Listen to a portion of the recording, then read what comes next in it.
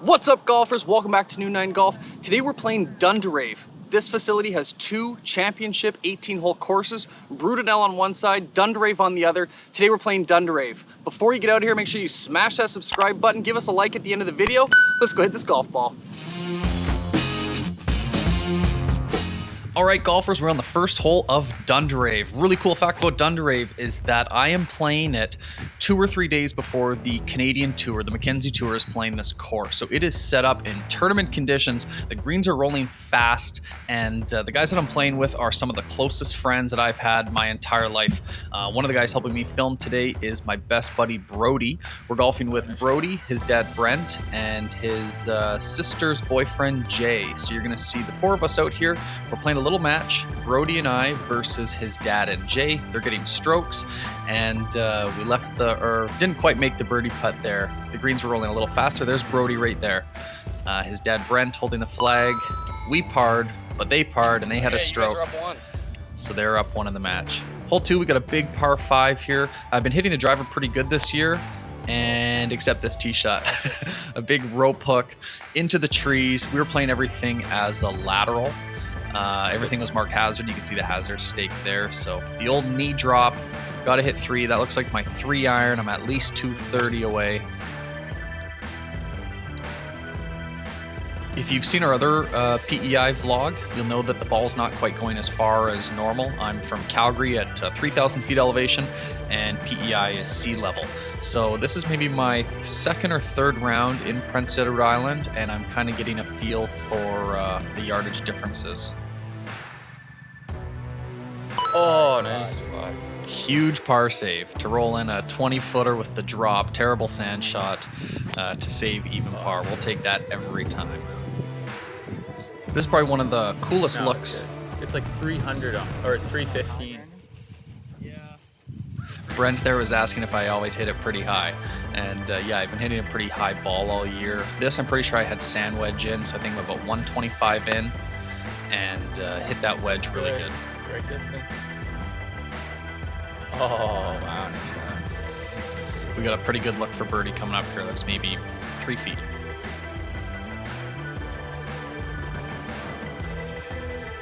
All right, always nice to get a birdie early in the round to go 1 under. It was probably nice that I saved that par 5 prior.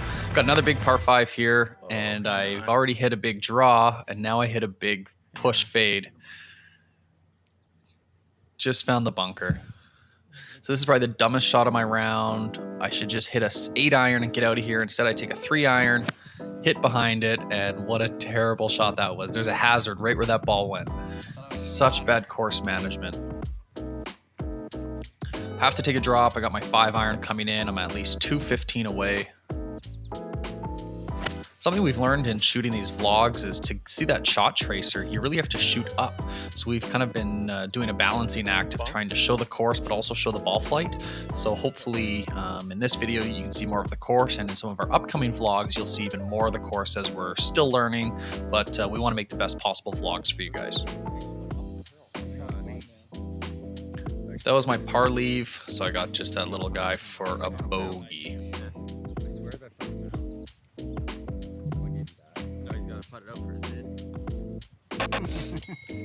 Made the bogey, gave the birdie back. Could be worse. Got a beautiful par 3 here. One of the nicest holes on the course. There it is. You got the ocean right beside you. The red sand of PEI. If you haven't seen our PEI vlogs yet, PEI has red sand, which is so cool, so different than the white beach sand that you'd be used to. PEI is very unique that it has red sand. I landed on the green and had a ton of spin, so I probably spun back 15 feet. Hit it. Just a terrible putt. What you didn't see is Brent, Brody's dad, had a putt on the exact same line that I was, and I think he left his short, so I tried to just hammer it.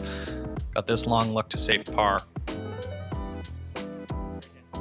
Another big par save. So I'm making birdie putts for par, but that's golf. We'll take it. This was a really tight par 4. I was nervous hitting driver, obviously having missed 1 left and 1 right. Pulled out the trusty 2 hybrid. please don't leave when I say this, but my 2 hybrid is usually off the tee like my 250 club. It's funny looking at our video analytics, and everyone hates hearing my yardages. I'm not saying it to try to sound tough, but I'm just trying to give you realistic yardages of what I hit. This was a 9-iron. A 9-iron was turning. My 9-iron is kind of my stock 158, 160 club, and being at sea level, it's just not going as far, and I didn't nearly turn it over like I needed to. Luckily, a big green, and was able to put a good little lag putt. Didn't leave it short, and that's always tough on those long putts. You hit record again? Usually you'll leave those, 8 feet short, and you get a huge look to save par. This is a little 3-footer.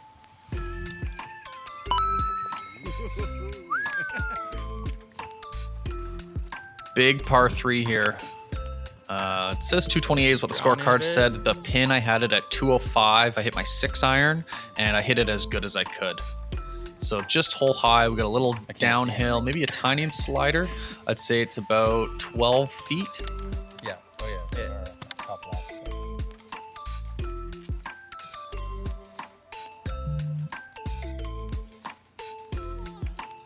And just came back center cup.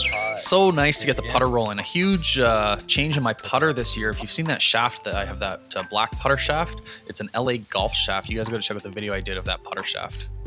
This is the signature hole of the course. You can see all of the ocean. There's a boatload of bunkers. I took the challenge on. It is drivable, potentially. I think it was like 315 to the green.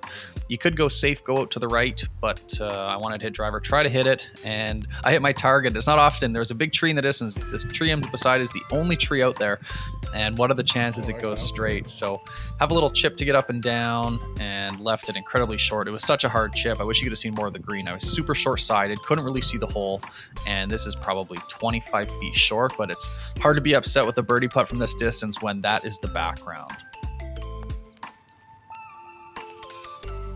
I could spend all day on this course. I would love to play it every way that it challenges you, and it's just so beautiful. We caught a super hot day. It's got to be at least 30 degrees Celsius.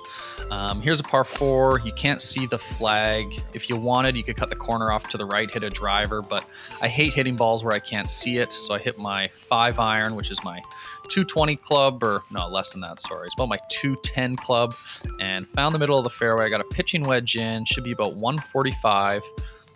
Have nothing to blame here except bad shot. Turn.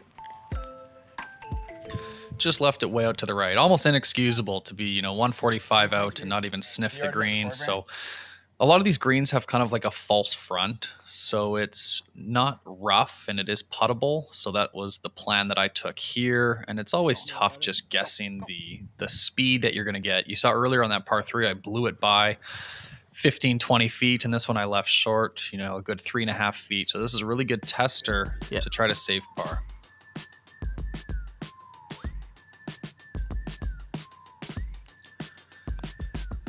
Had a bad feeling standing over that putt. So frustrating. Like to have, 150 in to shoot 1 under on the front. I was licking my chops. Took a bogey, but we turned it around in even par. We're playing the furthest back tee box that they have. I think it is their blacks. They didn't have the tournament tees out yet, so I wouldn't have played from every tee box that the pros were playing a couple days after me, but it was still a really good challenge. And Dundarave is a tough course, but it's beautiful. It's very fair. Oh, it's fading. This one, I think I had another 9-iron in. That's the 150 stake in front of me, so I had about 155 in, and it's just not. I think I was trying to play a draw all day, and I should have just taken pins on because I just wasn't turning the ball like I thought I could.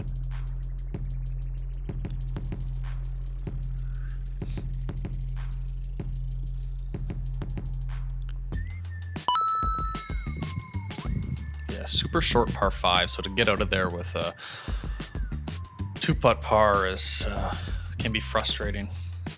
This one here, you can go anywhere but left, and that's exactly where my ball went. I started flirting with the water.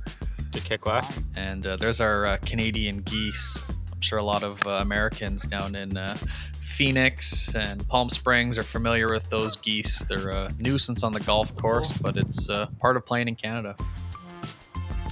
Another bad wedge, man, it's so frustrating. It's like, you know, can roll some putts in and the drives were going not as expected and I just couldn't throw anything tight. So that's golf. Like, this game would be so easy if, you know, the driving, the irons, and the putting were all working at once. But I guess that's why we're an amateur. So frustrating, super frustrating, like a pretty straightforward hole, and to not even have a sniff of tap in par is frustrating. So this is maybe a 6-7 footer to save it.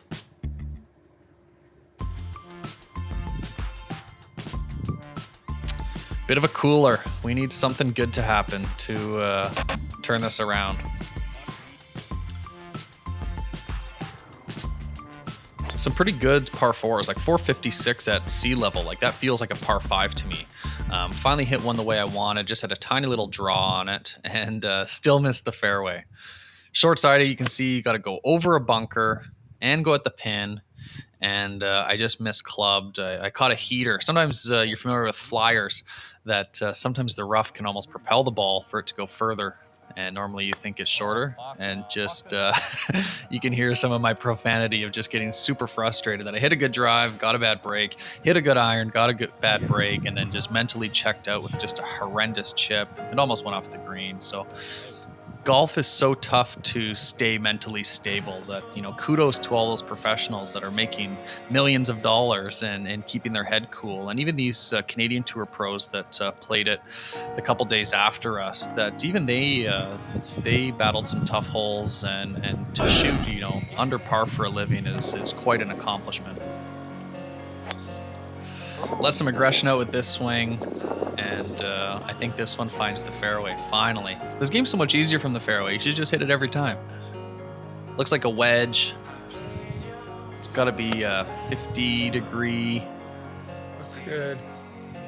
This one I had way better line, but again, short. I was just spinning the ball like crazy. I don't know if it was the hot heat or what was happening, the humidity, but I was landing on like it. I wish we had a camera up by the green, because I was probably landing at 10, 15 feet short of the pin and then just sucking it back. So might have to change my ball for the next round. Man, just on such a cooler. Like, golf is so frustrating. Don't worry, guys. If you've made it this far, we come back near the end. So we're 4 over at 14, big par 3, still frustrated. And let's see where we put this one.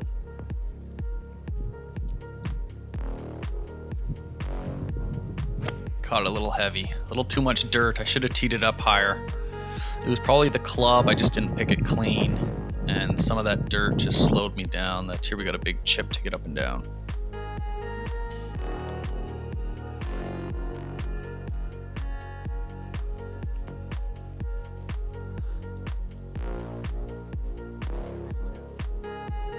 All right, we caught the ridge. At least we have an uphill putt, a look to save par anyway. Not as close as you'd hope. Par 3s are tough to score, man, especially if you don't hit the green. All right, we made a putt. Thank goodness. Stop the bleeding.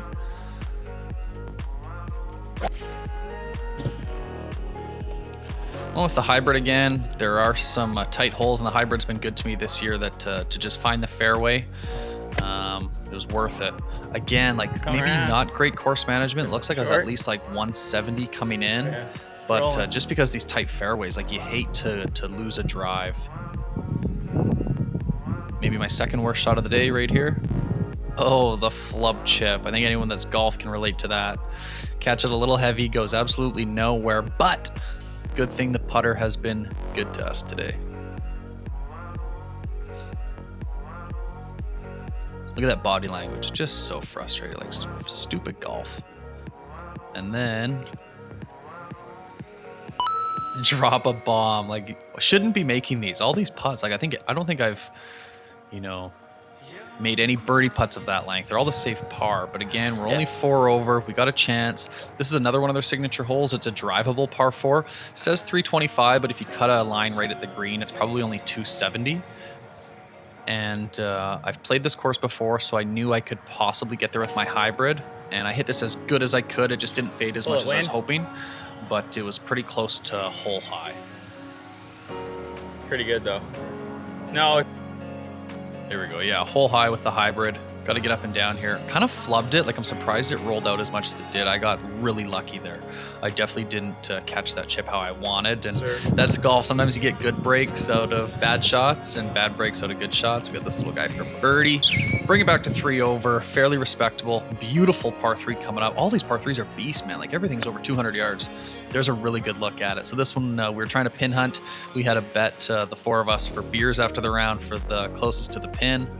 Thought I had a decent one, and we get up here, it's still about 20 feet. Unfortunately, I didn't win the closest to the pin. Shout out to Brent, Brody's dad, who won the closest to the pin.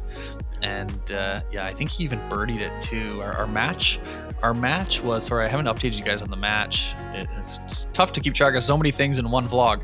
Our match is even right here. So Brody and I were giving strokes to Brent and Jay. It's come all the way down to the 18th hole, big par 5. Brent knew I went at that one. We needed a birdie here. We needed a birdie. I think they stroked too. So a birdie for me is a par, or sorry, a par for them is a birdie. So I need at least a birdie to tie. There's the clubhouse there on the right. There's people on the patio having some beers, watching the shots come in. I think I had 165 at the pin, and I tried to really muscle a 9-iron. I was in between clubs, and I was more confident going at the lesser of the two. Hindsight, I probably could have gone 8, but we got to get up and down here to get a birdie and potentially win the match. That other ball on the green, I think, is Jay's putt. He's got to sink that for par. He missed, so they're in for a net par. This is for birdie to win the match. There we go. Didn't even think about it. So after all those ups and downs to finish 2 over at Dundarave, such an amazing course. If you guys are considering doing a golf vacation, head out to PEI. You will not be disappointed. Dundarave's a beautiful course. We also played at Brudenell, so you guys will see some shots of Brudenell. Thanks again for watching. If you guys haven't subscribed already, hit that subscribe button, and we'll check in with you next time.